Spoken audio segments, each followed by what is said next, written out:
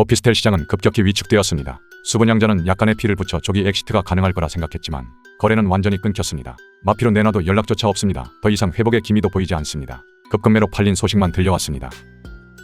그렇게 입주일이 다가오자 잔금을 구하기 위해 발품을 팔아야 했습니다. 그런데 희망적인 소식이 들립니다. 시정명령만 나오면 계약금 몰치 없이 분양계약을 물릴 수 있다는 겁니다. 수분양자들은 분양광고에 허점을 찾아 단체로 시청에 민원을 넣습니다.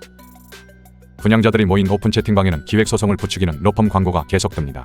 다른 수분양자는 이미 위약금까지 얹어 분양금을 돌려달라는 소송을 했다고 합니다.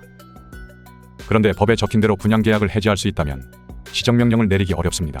허가권자가 시정명령을 내리는 순간 마피가 난 오피스텔 수분양자는 줄소송을 제기할 겁니다. 남은 분양자만 바보되는 탈출러시로 이어질 수도 있습니다. 그래서 시행사 입장에서는 계약서에 그 조항을 아예 넣지 않는 것이 낫다고 판단합니다. 사소한 시정명령만으로 줄소송을 당할 바에야 법 위반으로 인한 형사처벌을 감수하겠다는 겁니다. 그렇다면 정말 시정명령만 받으면 마피난 분양계약도 물을 수 있을까요? 안녕하세요. 대형 로펌 부동산 전문 변호사가 쉽게 설명하는 채널 부동산법 연구소입니다. 시정명령 떨어졌으니 마피난 분양대금 돌려주세요. 라는 주제로 말씀드리겠습니다. 상가 오피스텔 등 상업용 부동산의 순환기입니다. 상업용 부동산 중 오피스텔은 건축법령상 일반 업무시설로 분류됩니다. 하지만 아파트와 비슷한 면적과 구조를 갖추고 있어 주거용으로도 활용됩니다. 아파텔로 불리는 주거용 오피스텔은 도심 내 공동주택의 대안이었습니다.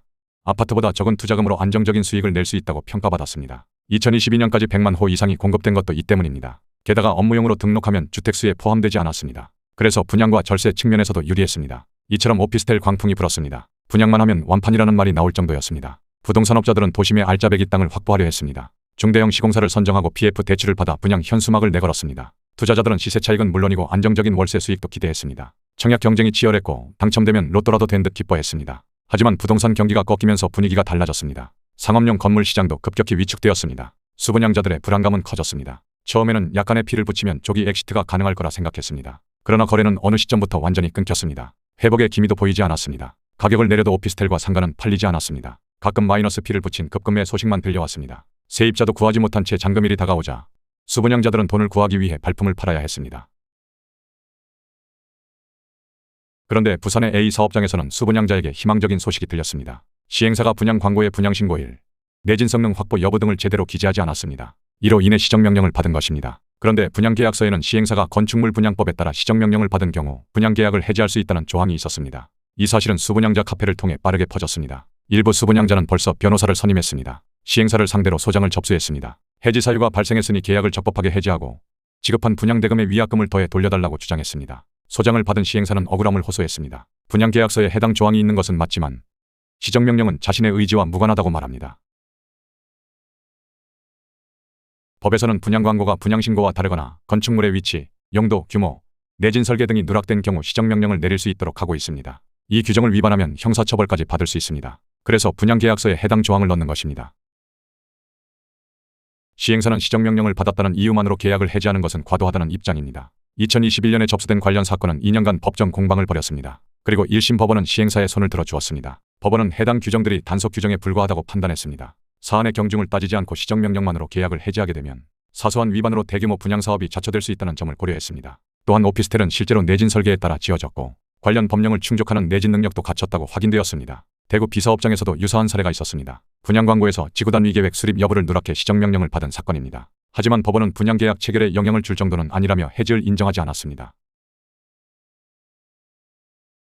하지만 분쟁의 씨앗은 여전히 남아있습니다. 아직 상급심의 최종 판결이 없습니다. 일부 수분양자들은 오히려 분양광고에 허점을 찾아 시정명령을 유도하고 계약금 몰치 없이 계약에서 벗어나려는 시도를 합니다. 수분양자 오픈 채팅방에는 기획소송을 부추기는 광고도 제한됩니다. 만약 분양계약서 문헌 그대로 시정명령만으로 계약을 해지할 수 있다고 해석된다면 허가권자 입장에서도 시정명령을 내리기 어려워질 수밖에 없습니다.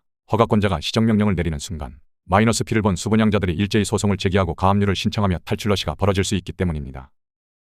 시정명령은 통상적인 행정처분 중 가장 경미한 수준입니다. 그러나 분양광고와 관련된 경우에는 시행사의 존폐를 가를 수 있는 중대한 결과로 이어질 수 있습니다. 그렇기 때문에 허가권자도 시정명령을 주저하게 됩니다. 시행사 입장에서는 분양계약서에 해당 조항을 아예 넣지 않는 것이 낫다고 판단할 수 있습니다. 시정명령으로 인한 집단 계약 해지의 위험을 피하기 위해서입니다. 물론 건축물 분양법 위반으로 인한 형사처벌은 감수해야 할 것입니다. 따라서 개발업자는 분양계약서를 작성할 때 단 한 글자도 허투루 넘기지 말고 신중하게 접근해야 합니다. 이 제도의 본래 취지가 그러하기도 합니다. 이제 앞으로 선고될 상급심 판결을 주목해야 합니다. 그리고 분양 광고 관련 시정명령만으로 계약을 해지할 수 있도록 한 현행 법령 체계를 그대로 둘 것인지 근본적인 재검토도 필요합니다.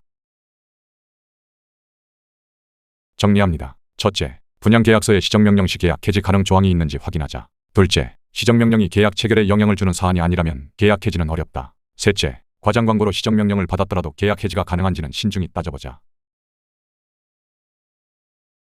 채널 구독과 좋아요를 해야 하는 이유가 있습니다. 구독과 좋아요를 해두지 않으면 영상을 다시 찾는데 시간이 많이 걸립니다. 영상 내용을 찾아봐야 할 때가 분명히 있습니다. 물론 영상 제작에도 큰 힘이 됩니다. 이상 부동산법연구소였습니다. 자세한 내용은 네이버 블로그에서 동명 주제로 찾아보시면 됩니다. 감사합니다.